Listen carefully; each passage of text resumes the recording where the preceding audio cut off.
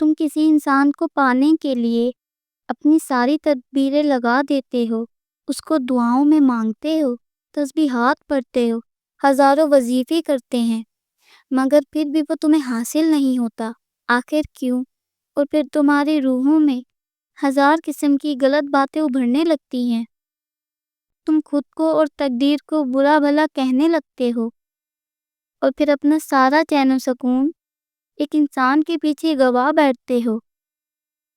جان لو، اللہ قرآن کریم میں فرماتا ہے، دلوں کا سکون صرف اللہ کی یاد میں ہے، جبکہ تم کسی انسان کی محبت میں سکون کو تلاش کر رہے ہوتے ہو۔ یاد رکھو، اللہ تعالیٰ جو چیز تمہارے مقدر میں لکھ دیتا ہے تو وہ تمہیں مل کر ہی رہے گی، اسے کوئی تم سے چھین نہیں سکتا۔ اور انسان کی محبت تو فانی ہے، سکون صرف اللہ کی محبت میں ہے۔ کبھی کبھی تم کسی چیز کی طرف بھاگتے ہو اور اس کو حاصل کرنے کے لیے دعائیں کرتی ہو، ہر وقت پریشان رہتے ہو، اور یہ بھول جاتے ہو کہ اللہ نے ہر چیز کو عطا کرنے کا ایک مقصود اور یقین وقت مقرر رکھا ہے۔ تو یہ بات یاد رکھ لینی چاہیے کہ اگر تمہیں کسی چیز کو حاصل کرنے کی اتنی چاہت ہے تو اس چاہت کرنے والے دل کا مالک کون؟ تبھی تو اس نے تمہارے دل میں یہ بات ڈالی ہے کہ تم اسے دعاؤں سے مانگو۔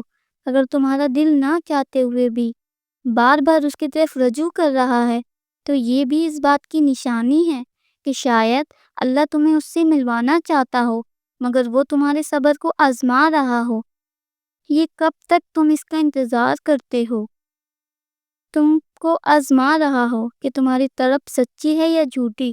وقت کے ساتھ ساتھ تمہارا یہ جذبہ من پڑ جائے گا یا پھر یوں ہی تازہ رہے گا۔ جان لو کہ اللہ تعالیٰ تم سے تمہاری من پسند چیز کو دور کر کے تمہیں آزماتا ہے۔ یاد رکھو کہ اللہ تمہاری من پسند چیز کو تمہارے نصیب کا حصہ تب بناتا ہے جب تم اپنے اندر کی قوتوں کو مضبوط اور اپنے شر سے لڑنا سیکھ لیتی ہو، اور اپنے اوپر آئی آزمائش سے شکستہ اور مسترد نہیں ہوتے ہو، بلکہ تم اپنی مقصد سے جڑ کر اس کو حاصل کرنے کے لیے ہر ممکن کوشش اور تدبیریں بناتے ہو۔ تو وہ رحمان تمہیں ایسے ناممکن وسیلے سے عطا کرتا ہے کہ جس کا تم گمان بھی نہ رکھتے ہو۔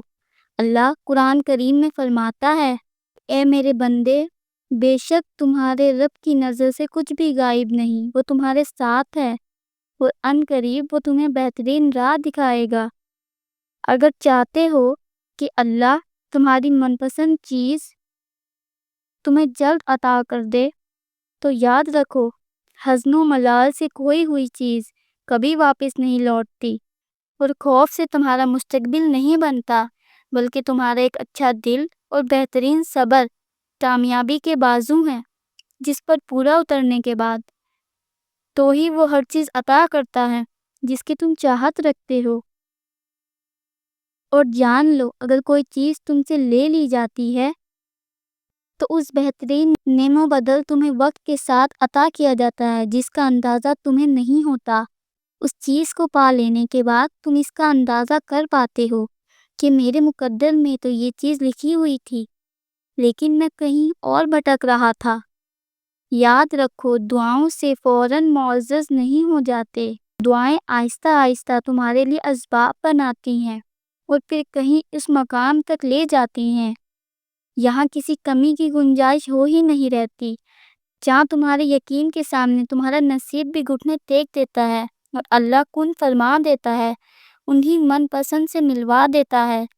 میرا اللہ فرماتا ہے، بے شک تیرا رب قریب ہے، وہ دعائیں قبول کرنے والا ہے۔ دیکھو، تمہیں وہ مانگنا ہے جو تمہیں چاہیے، باقی کے انتظامات وہ خود کرے گا۔